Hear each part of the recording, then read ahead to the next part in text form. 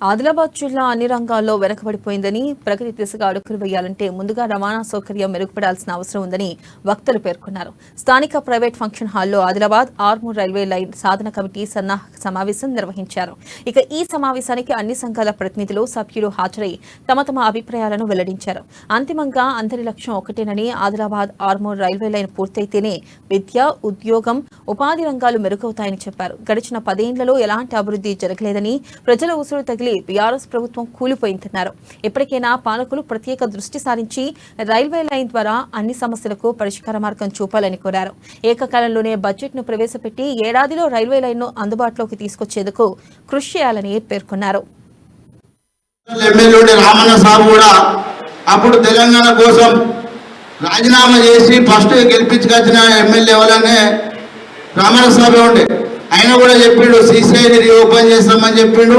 ఇంతకుముందు పార్లమెంట్ ఎన్నికల్లో అమిత్ షా వచ్చినప్పుడు కూడా సీసీఐని ఓపెన్ చేస్తామన్నారు. వీళ్ళిద్దరి మధ్యలో 500 కోట్లు అయితే సీసీఐ ఓపెన్ అవుతుంది అన్నారు. ధ్యేయంగా ఆయన అన్నాడు కంపల్సరీగా ఇది ఏదైతే ఆదిలాబాద్ రైల్వే లైన్ ఉన్నదో ఆదిలాబాద్ టు ఆర్మూర్, ఇప్పుడు ప్రజలు కూడా తీర్పిచ్చిళ్ళు.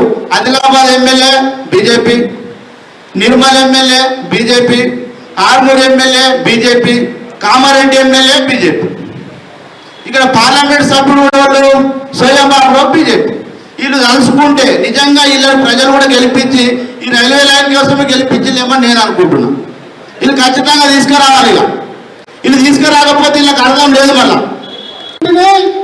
మన ఆదిలాబాద్ ప్రజల కోస కలిగింది సర్వనాశనం అయిపోయింది. ఇప్పుడు ఆదిలాబాద్ నుంచి ఆర్మూర్కు రైలు ఎట్లా వస్తుంది, మనము ఎవరెవరిని అడా కమిటీ ఏ విధంగా నిర్ణయిస్తాం, కమిటీలో సభ్యులు ఎవరు ఉంటారు, ఆ కమిటీని ఢిల్లీ దాకా తీసుకుపోతారా, ఈడ పెనుగంగల మన పాలకుల నిర్లక్ష్యమే ఇదని కమిటీలో భాగస్వాములు చేసి పోతే బాగుంటుంది. Direction and committee